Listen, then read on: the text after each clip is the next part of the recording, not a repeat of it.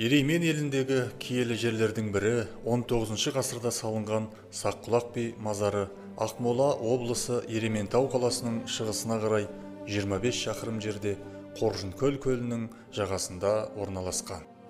Мазарда заманында орта жүздің боз арғымағы атанған Саққұлақ би мен оның балалары Әжімбет, Ералы және Нұралы жерленген.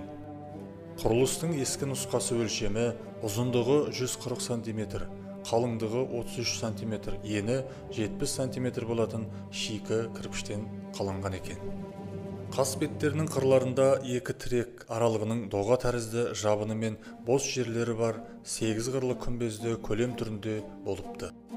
Уақыттың әсерімен мазар қабырғалары мүжіліп, тозып, жартылай құлаған еді. 2000 жылы Бөгенбай батыр мен Саққұлақ би ұрпақтары ескі нұсқаның сыртынан жаңа күмбезді мазар тұрғызып, қайта жаңғыртты. Бұл мазардың айналасында Қанжығалы Бөгенбай батыр ұрпақтарының ескі қорымы бар. Саққұлақ би 1800 жылы Ереймен жерінде туып, 1888 жылы осы елде қайтыс болған. Ол жайлы 1976 жылы шыққан Қазақ Совет энциклопедиясында, 1993 жылы шыққан Қазақтың би шешендері, 2008 жылы Астана энциклопедиясы, 2008 жылы Ақмола облысы тарихи-мәдени мұрасы, 2009 жылы Ақмола облысының энциклопедиясында жазылған.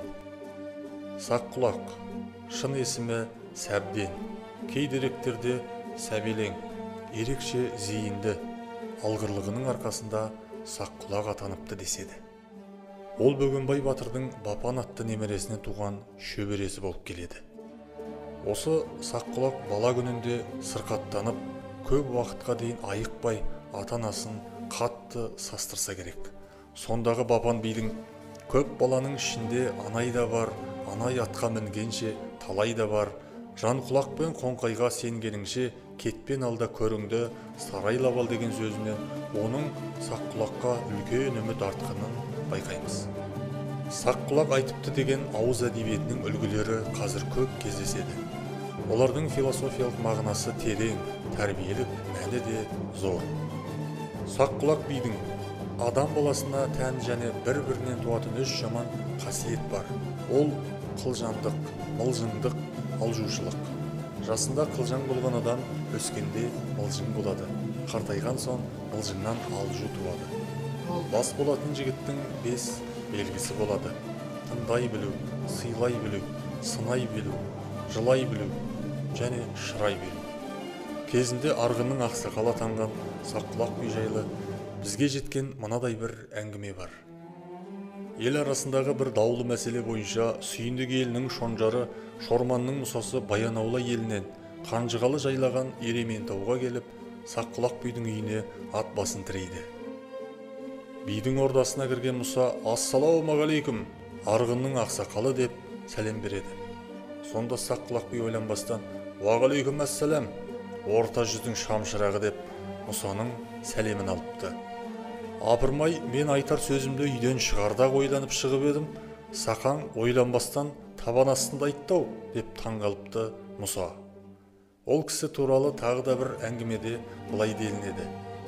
Заманында дуанбасы болған Қыпшақ Жайықбайдың Ыбырайының інісі Омар деген болыс озбырлау адам болса керек. Өзінің бір туысқанына қиянат жасап жатқан үстіне Саққұлақ шешен келіп қалып, оған ара түсіп айырып алады. Ойындағысы орындалмай ызаға булыққан болыс Саққұлақ үйден шыға бергенде «Әжептәуір адамға да иттің атын қояды екен-ау» депті. Сонда Саққұлақ ойланбастан «Ит болсам да сен секілді ұяласымды талаған жоқпын ғой» деген екен. Міне, осындай тектілігімен, парасаттылығымен, данагөй шешендігімен Саққұлақ би есімі ел есінде мәңгі сақталған. Саққұлақтан тараған ұрпақтар бүгінде Ереймен жерінде және Қазақстанның өзге де өңірлерінде өмір сүруде. 2020 жылдың шілде айында мазар мен ескі қорымның сырты аудан әкімінің бастамасымен демеушілердің көмегі арқылы қоршалды.